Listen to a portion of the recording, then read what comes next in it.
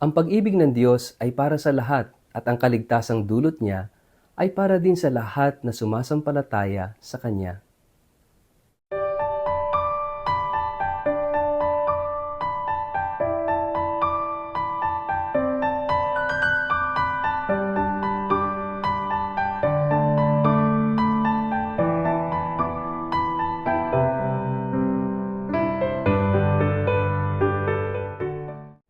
Ang mabuting balita ng Panginoon ayon kay San Marcos.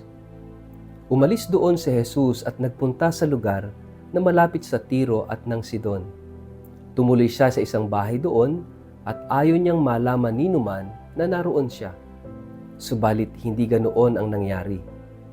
Ang pagdating niya'y nabalitaan ng isang babae na may anak na babaeng sinasapian ng masamang espiritu. Pumunta agad kay Jesus ang ina at nagpatira pa sa kanyang harapan. Ang babaeng ito'y isang hintil na taga Syrophoenicia. Nakiusap ito kay Jesus na palayasin ang demonyong sumapi sa kanyang anak. Ngunit sinabi ni Jesus, kailangang ang mga anak muna ang pakainin.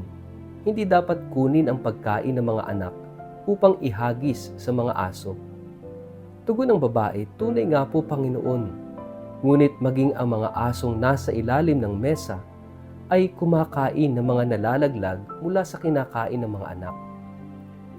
Kaya't sinabi sa kanya ni Jesus, dahil sa sinabi mo, maaari ka nang umuwi.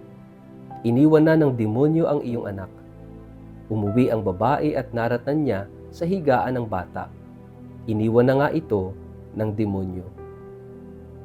Ang mabuting balita ng Panginoon.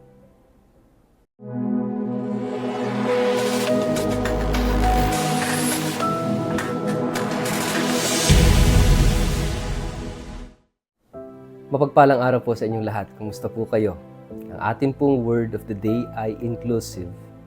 Bago tayo magpalalim sa ating refleksyon ngayong araw na ito, kayo po'y muli kong inaanyayahan na huwag kakalimutan mag-like, mag-follow at mag-subscribe sa ating page na Word of the Day. Ganun din po pakishare ang video ito sa inyong kapamilya, kamag-anak, kaibigan, mga kakilala sa social media para sama-sama po tayo sa pagiging media evangelizers at online missionaries nagpapalaganap ng salita ng Diyos sa mundo ng social media.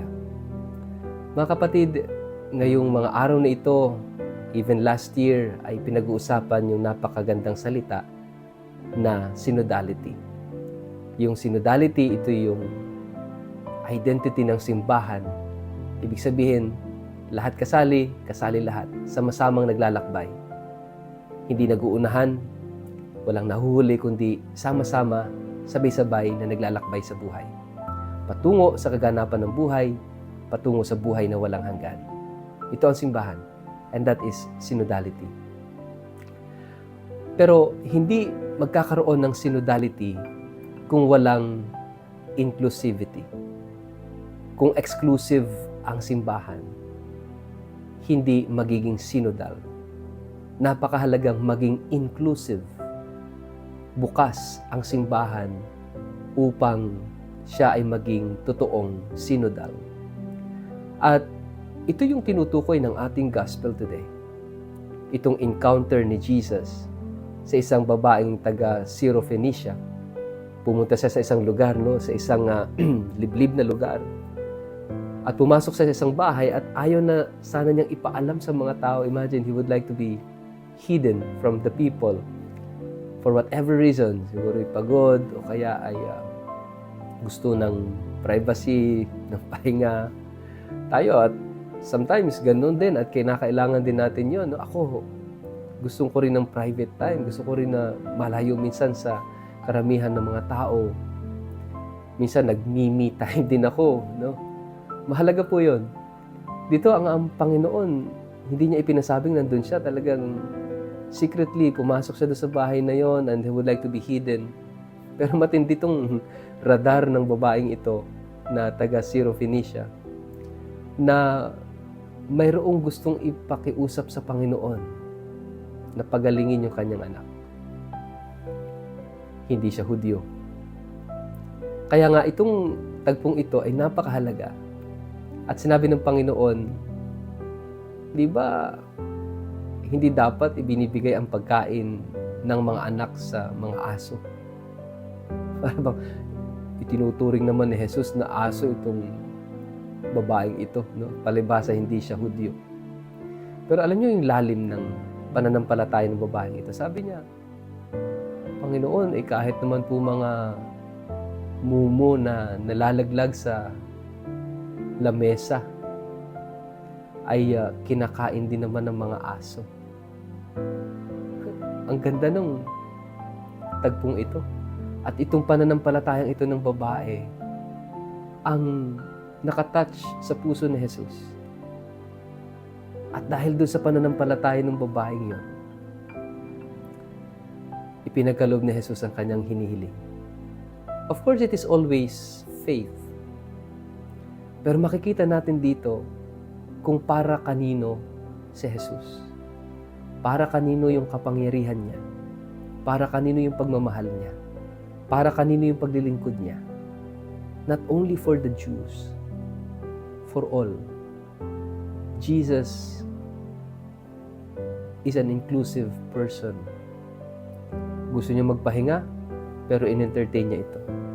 Hindi siya Hudyo, pero tinanggap niya.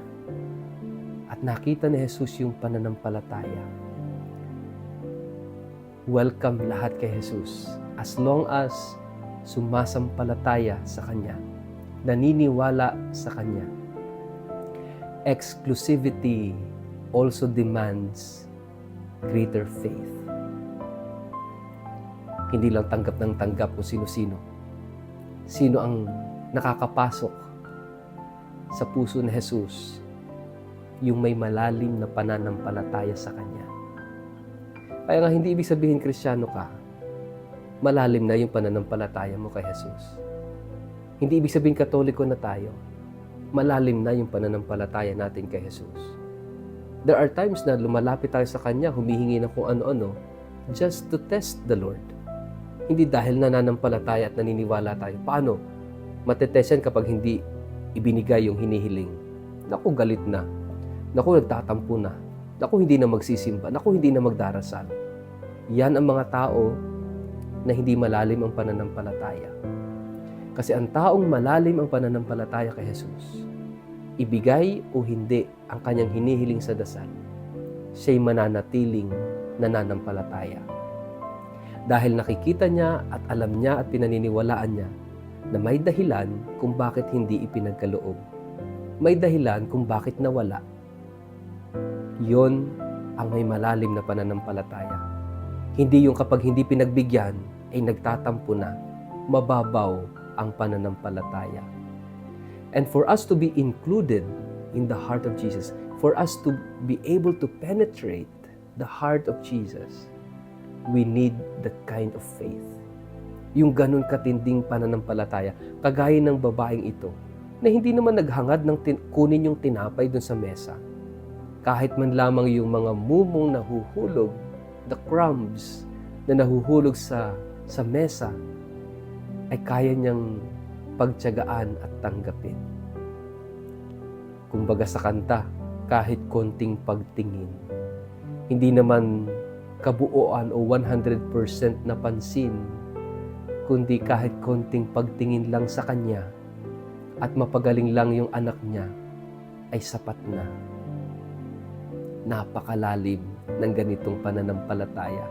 At itong pananampalatayang ito ang nakakadurog ng puso ni Jesus. At hindi niya kayang ipagkait ang hinihiling ng taong may ganito kalalim na pananampalataya. Mga kapatid, suriin muli natin yung ating mga sarili.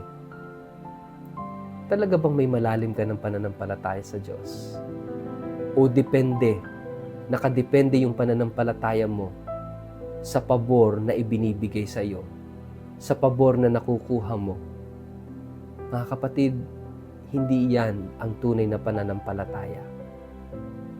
Ang tunay na pananampalataya ay yung relasyon kay Jesus. Relasyon sa Diyos na kahit anong mangyari sa buhay, hindi mababago ang relasyon na yon. Umulan man o umaraw, bumagyo man o hindi, nandoon pa rin ang malalim na ugnayan at relasyon sa Panginoon. Sa ngalan ng Ama at ng Anak at ng Espiritu Santo. Amen. Panginoon naming Diyos, salamat sa pagbubukas ng iyong puso para sa amin. Bagamat hindi kami karapat-dapat, palaging kulang at salat sa pananampalataya, pinupunuan mo at tinutulungan mo kami na maging matibay at matatag ang pananalig sa iyo. Amen.